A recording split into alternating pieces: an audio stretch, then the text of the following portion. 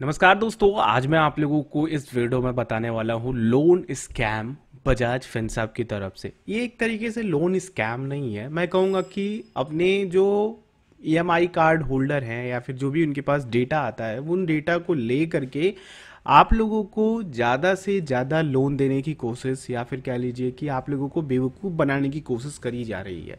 आप लोगों की मैं आंखें भी खोलूंगा, साथ ही में आप लोग स्क्रीन पे देख रहे हो जैसा कि 39.35% ये ब्याज दरें हैं। ठीक है, ये ब्याज है जो आप लोगों को हर ईएमआई के साथ पे करना पड़ता है, वो मैं आप लोगों को पूरी डिटेल बताऊंगा। एक्चुअली मेरे पास एक कॉल आई, मेरे पास बजाज फिनांस का ईएमआई कार्ड है। ठीक है, तो उसमें क्या है कि मैं कुछ चीज़ें ईएमआई पे लेता रहता हूँ अपने थोड़ा क्रेडिट स्कोर को इम्प्रूव करने के लिए। तो इससे होता क्या है ना कि इनके पास क्रेडिट स्कोर अच्छी जाती है, क्योंकि मेरा क्रेडिट स्कोर 800 के ऊपर है। तो इनके पास मेरे क्रेडिट स्कोर का डेटा है। तो होता क्या है कि ये कॉल करते हैं ऐसे लोगों को और लोन की दरकार करते हैं कि लोन आप हमारे यहाँ से ले लीजिए, और आप लोगों को ये केवल और केवल ईएमआई के बारे में बताते हैं। आप लोग अगर ज़्यादा जानकार नहीं हैं तो इनसे ईएमआई के बारे में आप पूछेंगे, ईएमआई के बारे में बता देंगे कि हाँ 5,000 10,000 इस तरह की ईएमआई बन रही है। तो मेरी जो लोन एलिजिबिलिटी बन रही थी इनकी तरफ से जो मुझे बताई जा रही थी, 1,12,000 रुपये लोन एलिजिबिलिटी मेरी बन रही थी। तो ये कह रहे थे कि आप बस कंफर्म कर दीजिए कि हाँ आपको लोन चाहिए, तो हमारा एक बंदा आपके पास जाएगा, एड्रेस कंफर्म करेगा, कह लीजिए कि आपकी केवाईसी करेगा, ऑफलाइन केवाईसी जाकर करेगा, तो 2 घंटे के अंदर अंदर आपके अकाउंट में आपका पैसा आपको मिल जाएगा, लोन अमाउंट। फिर अगले महीने से आपकी ब्याज कटने लगेगी। तो मैंने कहा कि चलो ठीक है, थोड़ा सा और इसके डिटेल में समझते हैं कि एक्चुअल में ये कितना ब्याज ले रहे हैं, क्योंकि इन्होंने ब्याज नहीं बताया कि इंटरेस्ट रेट ये कितना ले रहे हैं, और यहाँ पे दोस्तों गड़बड़ी करते हैं ये। तो इसलिए मैं ये वीडियो बना रहा हूँ, क्योंकि देखिए आपको अगर पैसे की ज़रूरत पड़ेगी या फिर आप सोच रहे हो कि हाँ 1 लाख का लोन मिल रहा है, चलो अपना क्रेडिट स्कोर इंप्रूव करने के लिए भी ले लेते हैं, या फिर आपकी ज़रूरतें हो सकती हैं, तो आप लोगों को इतनी ब्याज दरें देनी पड़ेंगी। तो मैंने 2 बार उनसे पूछा कि ब्याज दरें कितनी हैं, तो उन्होंने ईएमआई के बारे में बताया, प्लस ये बताने लगे कि ब्याज दर इतनी है पर आप लोग आपको ईयरली 26% की पड़ेगी। आप जब जब पैसे पे करते जाएंगे वैसे वैसे आपका जो अमाउंट बचता है उस पर ब्याज लगेंगे, ना कि जो भी आपका प्योर जो कैपिटल था, जैसे कि 1,12,000 था, उस पर आपको ब्याज दरें नहीं देनी पड़ी। तो ऑब्वियसली सारे बैंक इसी तरह से आप लोगों से ब्याज दरें वसूलते हैं।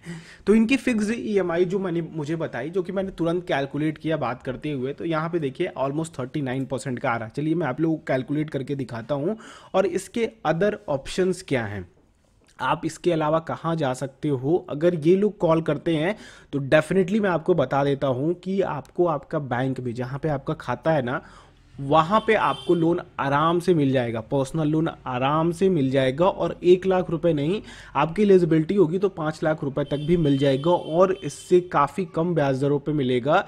जो कि मान लीजिए कि अगर ये 40%, ऑलमोस्ट 40% है 39% का, जो कि मैं आपको आप लोगों को कैलकुलेट करके दिखाने वाला हूँ, वहाँ पे आप लोगों को 20%, और अगर आप लोग बैंक मैनेजर से रिक्वेस्ट करते हैं तो और उससे कम भी हो सकती हैं। अगर आपके क्रेडिट स्कोर खराब है तो मे बी इतना ब्याज दरें आपको देनी पड़े, लेकिन अगर आपके क्रेडिट स्कोर अच्छे हैं, 700 के प्लस हैं, तो आप बैंक से नेगोशिएट कर सकते हो और कम ब्याज दरों पे लोन उठा सकते हो, चाहे वो होम लोन हो, पर्सनल लोन हो, कार लोन हो, या फिर किसी भी तरह का लोन हो। चलिए देखते हैं।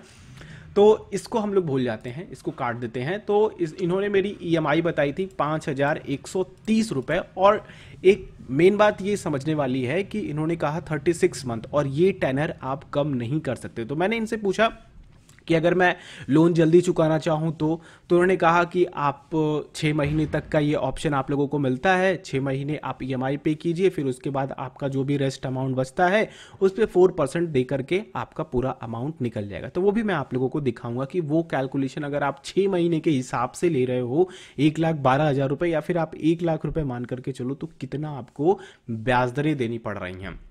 देखिए 5,130 को अगर आप लोग मल्टीप्लाई करते हो 36 मंथ से, तो कितना बन रहा है आप लोगों का 1,84,000, यानी कि 1,84,680 रुपीज।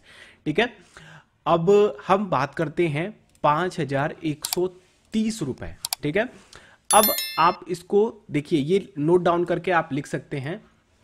ठीक है, ये मेरी ईएमआई बन रही है। अब 1,12,000 जो मुझे मिल रहा था, ठीक है, इसको मैं डिवाइड करता हूँ 36 मंथ से, ठीक है, 36 मंथ से डिवाइड करता हूँ, यानी कि 36 से डिवाइड करता हूँ तो कितना आता है 3111 रुपये 11 पैसे। तो आप इसको 3111 काउंट कर लो, ठीक है। अब इसको आप लोग 5130 रुपये में से माइनस करो, 1130 माइनस 3111 रुपये, तो यहाँ पे आपका 2019 रुपये, यानी कि आप ये ब्याज दे रहे हो हर ईएमआई के साथ में 2019 रुपये आपका ब्याज बन रहा है। आइए इसको कैलकुलेट करते हैं कि आपकी ईएमआई का कितना परसेंटेज है। तो इसको डिवाइड करिए 5130 से, ठीक है, फिर इंटू आप इसे 100 कर दीजिए, यानी कि आप एक ईएमआई में 39% तक का ब्याज पे कर रहे हो, ठीक है।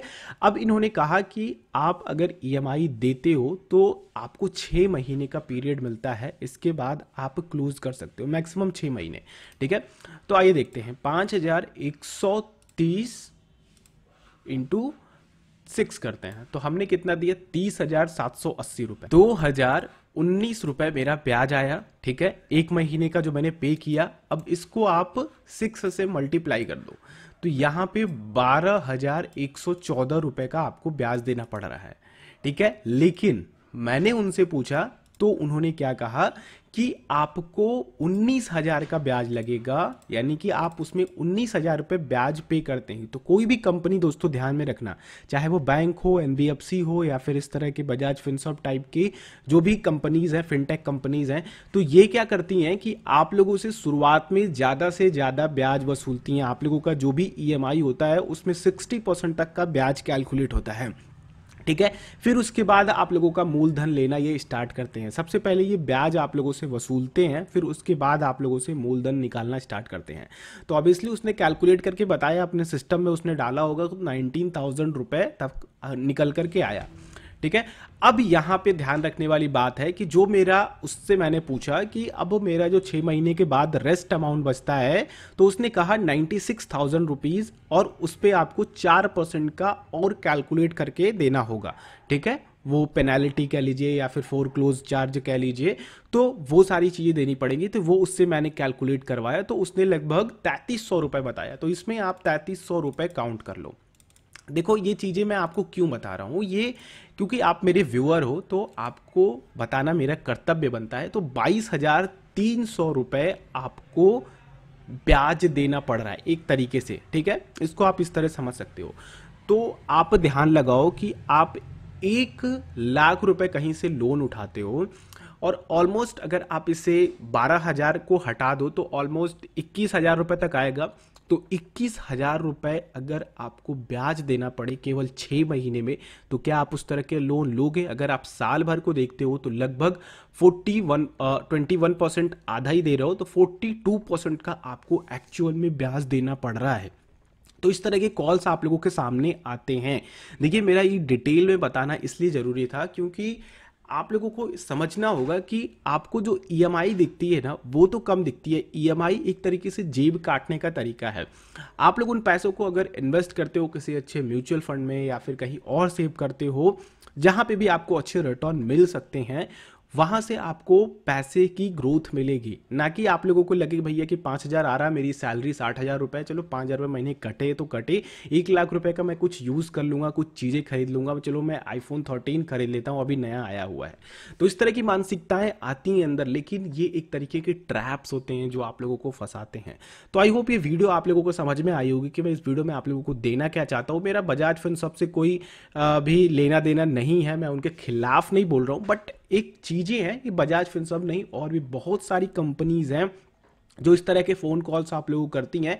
तो आपको उनसे सीधा सीधा सिंपल सा ये क्वेश्चन पूछना है, कुछ 3 से 4 क्वेश्चन पूछिए कि वो आपको कॉल करती हैं तो सबसे पहले ब्याज दरें पूछिए कि ब्याज दरें क्या दे रहे हो। क्योंकि देखिए अगर वो आपके सामने कॉल करती हैं तो आपका बैंक आपको डेफिनेटली लोन देगा और उनसे बेहतर ब्याज दरों पर लोन देगा, क्योंकि उनके पास आपका क्रेडिट स्कोर है, तभी वो आपके पास फ़ोन कर रहे हैं। ऐसे नहीं किसी रिक्शे वाले या फिर किसी ने आज तक लोन नहीं लिया हो, किसी ने कोई भी चीज़ खरीदी ना हो लोन पे, तो उनको वो कभी कॉल नहीं करेंगे। आप उसकी एलिजिबल हो, आपको पता है कि आप ईएमआई पे कर सकते हो, तो आप डेफिनेटली कहीं अच्छी जगह से लोन लो।